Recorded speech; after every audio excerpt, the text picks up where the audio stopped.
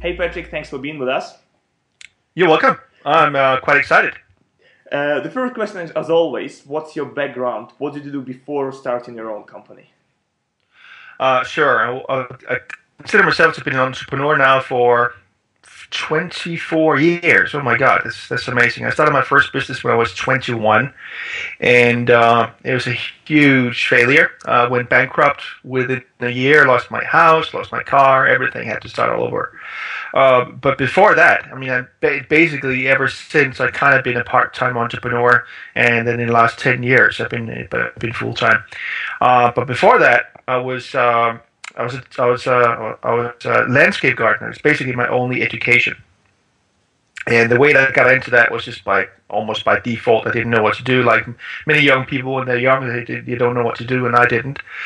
So I got into that, and I hated it. Absolutely hated it. And had this crazy dream about starting a business and becoming successful. And so much against my parents' advice and everybody, thought I was crazy. I started my first business at 21. And as I said before, I went bankrupt really, really fast and lost my house and everything. And ever since then, I tried to start one part-time business after the other, trying to start something without any investment, any risk. And because I was very, very shy and introverted, it was really hard for me to go out and succeed. As you probably know, you got to be a salesperson. If you're starting something by yourself and you're just by yourself, unless you have lots of money and funding, so you can go out and hire salespeople, and you gotta have some sales skills. And I didn't. So it was a long and hard journey. But finally, 10 years ago, I said, this is it. I'm so effing fed up with being trapped in the rat race, being broke, and most of all, just being unhappy with the stuff I was doing. So I said, I'm going to do it, and I did. And then almost overnight, I became quite successful. Built a really, really good business that ran on autopilot, so much that I could just pretty much retire. And I started traveling the world. So I lived in the States. I'm from Denmark, by the way. You might not get that by the accent, but spent some time in the States. You have a British accent. How long did it take to get you? My accent, it's still a working process. I'm still trying to perfect it a little bit more. I think actually next year I'll hire an accent coach. You can actually hire an accent coach. You'll see and lots of people that have a strong accent, and they use it as an excuse to not go out there and do something. I say, that's bollocks. I mean, if you really want to, you can learn it. I did. It was not because it came easy to me. I was really, really consistent in trying to get some of the Danish sounds out of my accent. So, but anyway, that's another story. I think it's important though to really understand that if you want to achieve something, I mean, you gotta have the tenacity and the fortitude and all that to just go for it and to practice over and over and over again. That's also what I did with my sales skills. It was not something that came natural to me. Also because I was very, very introverted. And today, I've spoken in front of 7,000 people at a stage at one point, and I love it, absolutely love it. So anything is teachable. Anything is learnable. Any skill that you need to learn to become successful, you can learn. That's one of the main beliefs that I've developed over the years. And I think that's a very, very important belief to have to succeed. How can one become a salesman, a good salesman? Can you share some secret of that? Yes. Well, I don't know really if there is any secrets. You gotta hang around good salespeople, go to some trainings, or get a job as a salesperson, and you have some good mentors and people in that company that teaches you. There's no other way around it. Just do it over and over and over and over again. And it's not just about the techniques. It's also about becoming comfortable using the techniques. So yeah, many of the techniques that I learned, I got from network marketing, being in network marketing. And one of the benefits of network marketing is that you don't pay for your training, or very, very little for your training, and you have good models, successful people that you can get access to that can teach you how to do it. and then doing it out in the field. And one very important piece of the puzzle for me, and I think in general, is that you have to become comfortable with the fact that you are going to be uncomfortable, right? It's going to be uncomfortable. You have to push outside of your comfort zone. Like I said in the beginning, when people see me today on stage or just in general networking, they will never believe that I've been shy and introverted and outright scared of talking to people, right? And that's only because I made up my mind that that was not the way I was going to be for the rest of my life. And I consistently and systematically pushed myself outside of my comfort zone. And you got to understand that if you have not reached your goal where you are right now, if you're not considering yourself to be successful, then success is never going to be inside that comfort zone that you have right now. You have to push outside of the comfort zone. So I systematically did that, and that, finally became very, very comfortable with speaking in front of people and selling as well, picking up the phone, and now it's fun. I think persuasion is fun, man. It's persuasion and influence is just like it's life. That's how you get what you want in life. One thing that I remember somebody told me once that really stuck is that everything that you want, okay, everything that you want, is either currently being owned or controlled by somebody else. Okay, think about that. Everything that you want is either currently being controlled or owned by somebody else. So, if that's the case, and it is, then you better become good at persuasion and influence, because if you don't, then it's going to be tough in life to get what it is that you want. So that's what I kind of set out to be an expert on influence, persuasion, marketing, and all that kind of stuff. So you think that everybody can learn this? I mean, everybody can be naturally good at persuading people or influencing other people. I believe everybody can learn it.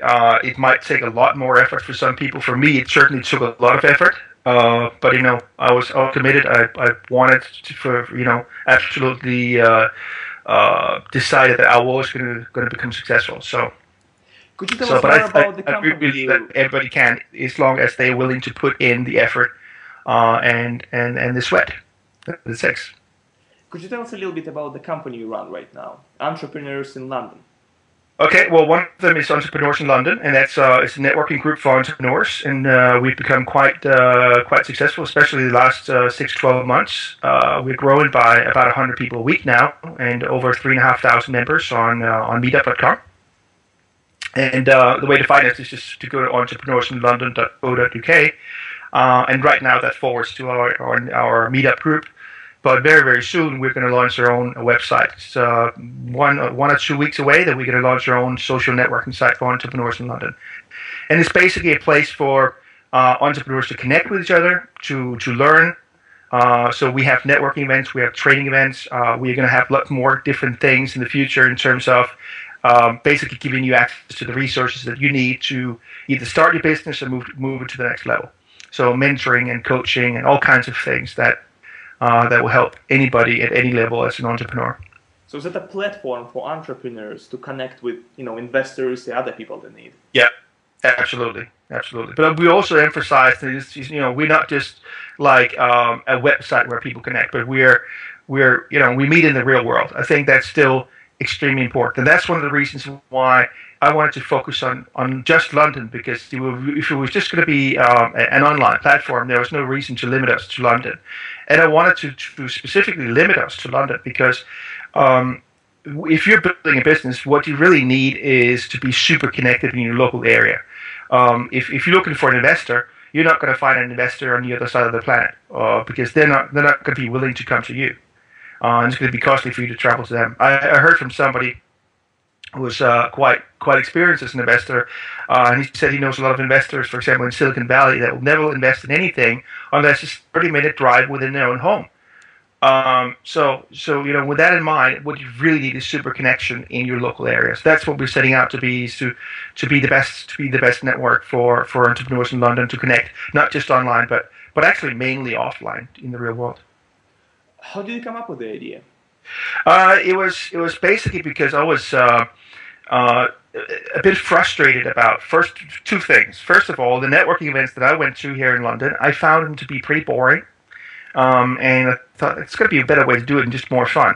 And it's because, when I went to an event, it was like there was 20 minutes before some boring speaker would come on. You had 20 minutes to half an hour maybe to network, and then half an hour after the speaker has been on. And it seemed that people were quite desperate because they only had very, very short time to network. And I found that, when you really create valuable context, when you really create good relationships, that's in settings that are typically where you're more relaxed, maybe over a drink, maybe over food, where you just kind of relax and just let things happen. So that's kind of how we started out with that idea. And also I did it because I wanted to create more connections for myself. But also I found it to be extremely time consuming to travel around and keep in contact with my own prospects and my own customers. And meeting them on a one-to-one basis every month, every 2 months, and to really keep a strong relationship, you got to meet people in the real world from time to time.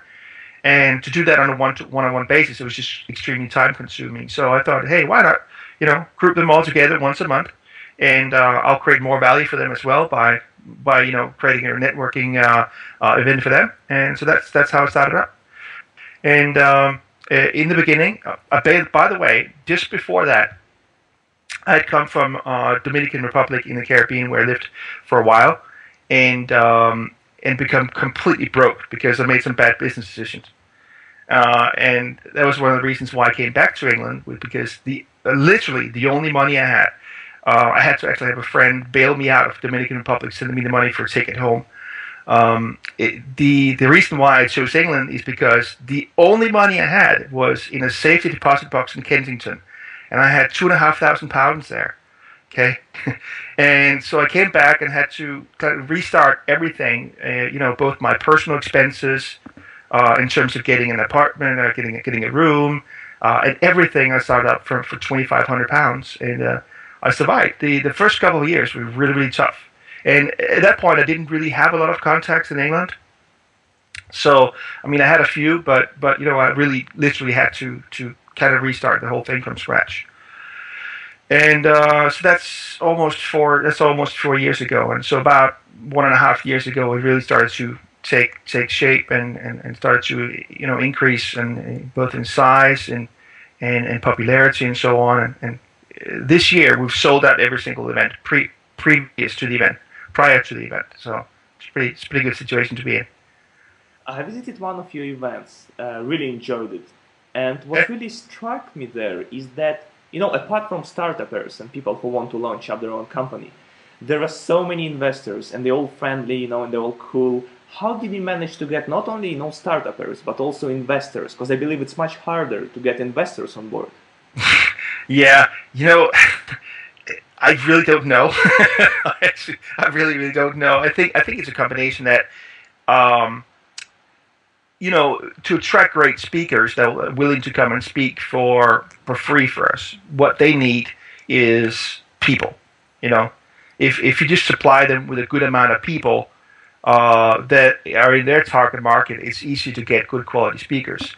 And I think it's the same thing with investors. When they see that there's a lot of people, there's a greater chance that they will come as well. So I think that's part of what's happened, especially in the last 6 months. That we're consistently having our events are consistently having over 200 people booked, and 120 people that show up.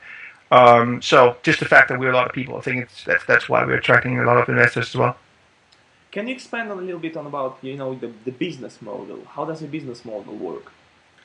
For entrepreneurs in London, you mean? Yes.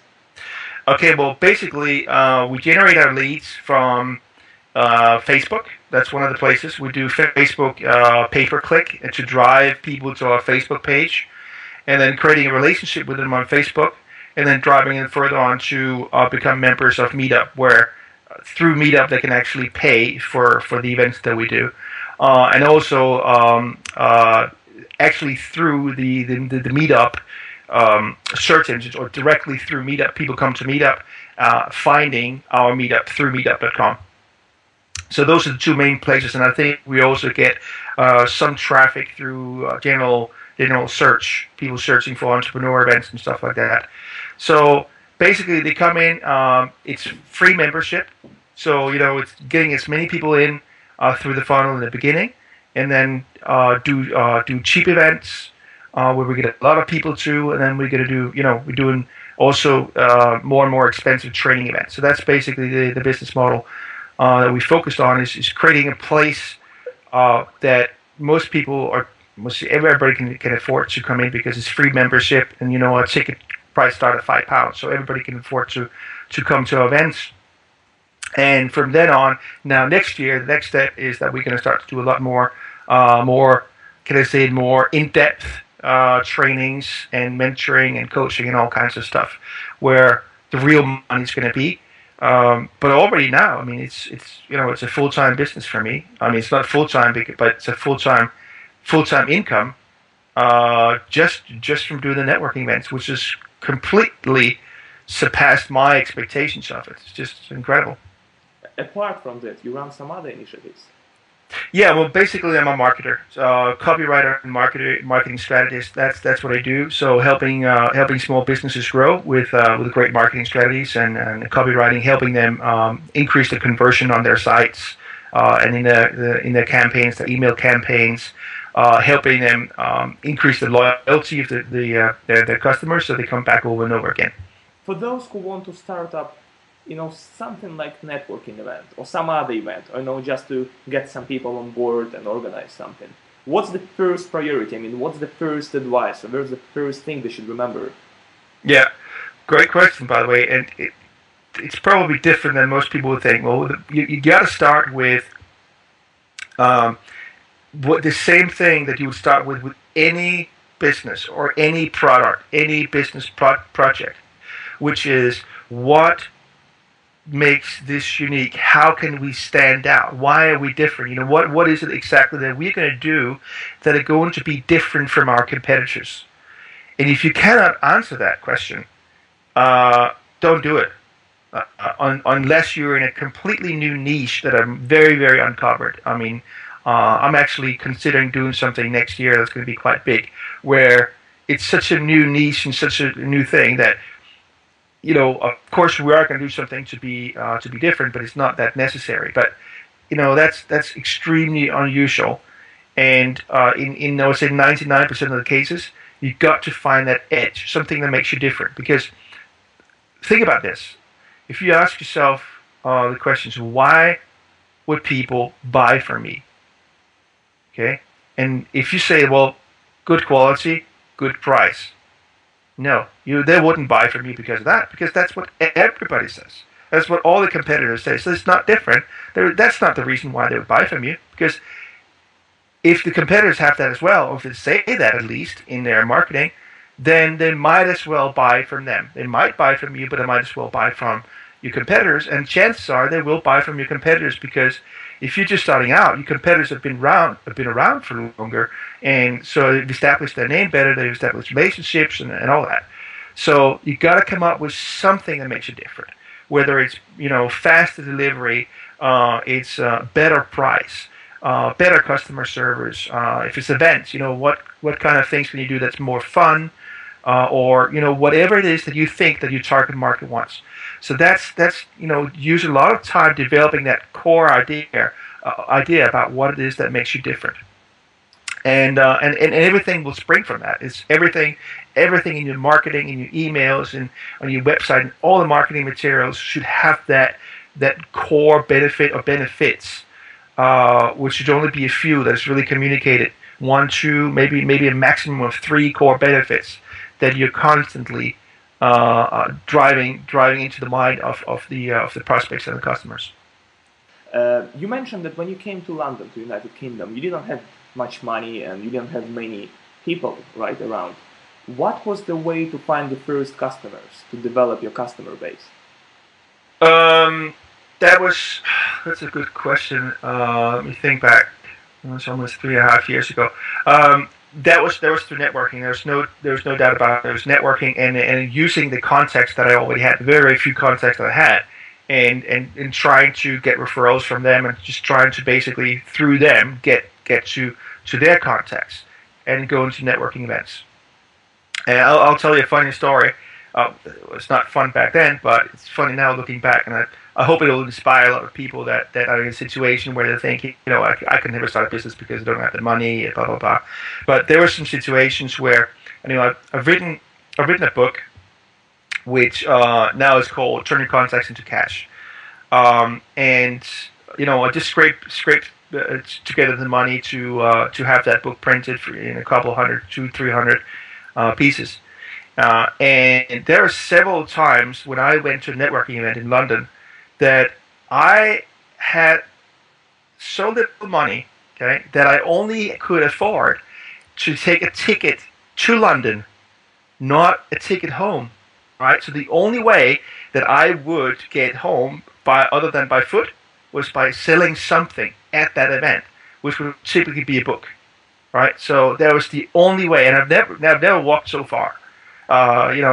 So every single time I sold at least enough to actually get me on the tube home again, and that was almost the way I did for 2 years, man. It was just up and down, and many times I worried about being on the street and not paying my rent and all that kind of stuff. It was massively stressful, but it's worth it today, man. Being an entrepreneur, what does it mean for you?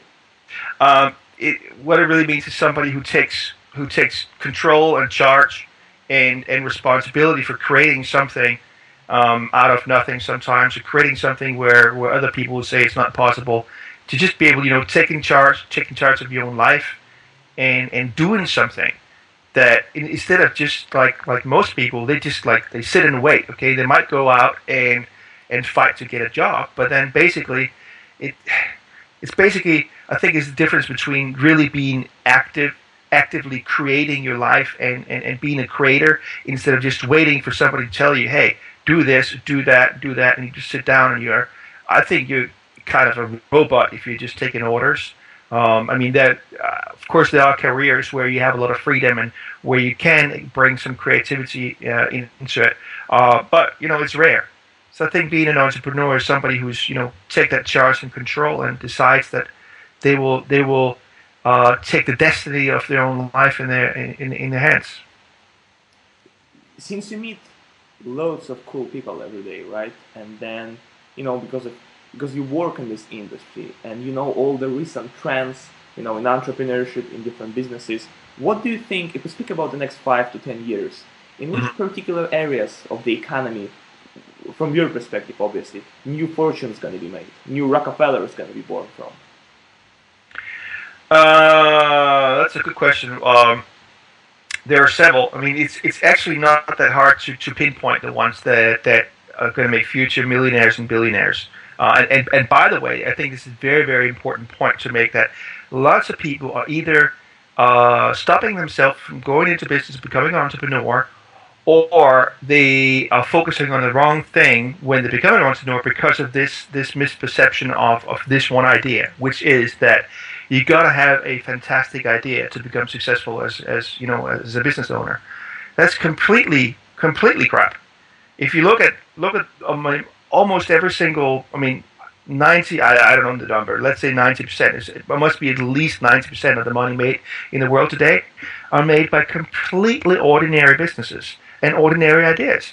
Like, what's so revolutionary about a piece of meat between two pieces of bread? Like, it's a sandwich, there's a burger, right? Nothing. It's completely ordinary idea, like McDonald's and Burger Kings and all the fast food chains.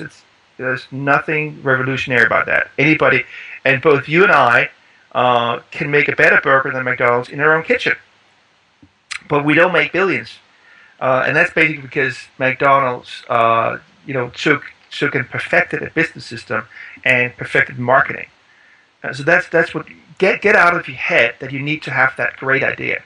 You just have to have something where I would actually look at something that is out there in the world now that is already successful. Don't look for that unique idea that nobody else has come up with. Look at something that has already created a market. There are already people going into that market, but it's a growing market. Okay, there are more and more people going for that, and there are several places. In my life, I focused a lot on the baby boomers because that's It's the biggest demographic. It's the ones that have created all the big trends, and it's the people that have the money. Okay, so by the way, if you don't know who the baby boomers are, there's the ones that was born between 1946 and 64. It's the biggest demographic in the world. And right now at this point where they're aging, they're really into wellness, wellness and anti-aging. Anything in healthcare is huge, and it's going to be huger. Okay, education is going to be great. Online education, I think, is a huge trend and will become huge again. We live in the information age, and more people also think that anything related to entrepreneurship is also a growing trend. So because more and more people want to nowadays, I can't remember the statistics. I think people will have five or seven different careers? No, 7 different careers in 5 different areas, or something crazy like that. They constantly shift, change their life and their career because of that. Because of the whole way that our world grows now, it's becoming extremely important to constantly learn and develop. And because of that need to constantly learn and develop, and if you don't do that, you'll fall behind. Then I think anything related to education is also a huge trend. And it's a very, very profitable trend as well, because like with online information, for example, you could take an online downloadable product that basically you didn't pay for. There was no cost to it, and you could sell it for £100, or you could sell it for £1,000. And the only cost is the payment processing fee. There is no other cost in that. It's just ridiculous, So that can be ridiculously profitable as well. I think probably the only thing that's more profitable than information is probably drugs. That's a great answer, Patrick. At the end of our program, we call it table tennis set of questions. When we ask you a simple question with several options as an answer, and you pick up just one. Okay. Interesting. Steve Jobs or Bill Gates? Bill Gates. iPhone, BlackBerry, or HTC? HTC. Tea or coffee? Coffee. Fruits and vegetables or fast food? Say again? Fruits. Okay, fruits and vegetables, definitely. Going to a party or staying home? Staying home. Which car, BMW or Mercedes? Mercedes. Being married or not being married? Being married. God believer or atheist? Atheist. Why? That's a good question. I had a couple of times in my life where actually I almost started to believe in God, but I think I grew up in Denmark, and it's an atheist society. I think we have actually we live more of the Christian values than many other people that consider themselves to be Christian. But that's a whole other story. I'm pretty proud of the fact that we were the first country to make slavery, to abolish slavery, for example. To make slavery illegal. And so there's a lot of things that we actually do in Denmark that is kind of within religious traditions, but we just don't go to church. We just live them. And for me, I think religion in many cases, if not most cases, actually divides people today more than it brings people together. Well, it brings people together in groups, but then they're against the other groups, and I think that can be dangerous. So I think there's a lot of good things about religion, but I think there's also a lot of bad things. Fair enough. Egg or chicken, what came first? I have no idea. Chicken. Alright, so the very last question. For those guys who are watching us right now, want to start up and create something great but may have some doubts, what would you advise? First of all, that's a very, very good question. First of all, don't ever strive for being completely free of doubt. You will never get there. I don't believe, until you just jump out and do something, and then you can do it successfully or unsuccessfully, and you twist and turn and change, and then finally you will one day become successful, and maybe without doubt. And I think actually doubt is actually quite healthy. I think it's dangerous to have completely no doubt. That can get you into trouble. because you can switch your brain off and say, well, and again, lots of people start this business, get into business, and I think they have this amazing idea that's completely brilliant, and they just cannot fail because the idea in itself is so brilliant. And I think because they actually don't have any doubt, they don't ask some of the critical questions that could prevent them from getting into trouble. I'll come up with ideas that will solve some problems that are going to be ahead. Does that make sense? So don't try to get rid of doubt. And the other thing I'm going to say is that, first of all, if you're really kind of afraid of starting a business, you should be, because it can be risky. But also today, the other thing is that it doesn't have to be risky in many cases. I mean, I started this business with 70 pounds, literally, 70 pounds. And today you can start a business for so little on the internet. And thirdly, also, if you don't have any sales and marketing experience, I wouldn't go into business for myself. Forget about your business idea for now. I know there's lots of people that say, well, I'm going to try anyway. But honestly, it's dumb. If I could do my life over, I would go back and I would slap me on the side of my head and say, stop those stupid ideas about starting a business and go out and get a sales job for 2 to 3 years and get some solid sales and marketing experience, and then you can go back and start your business. So that's really my advice. So this is Patrick Powers from entrepreneurs in London.co.uk, especially for In2up.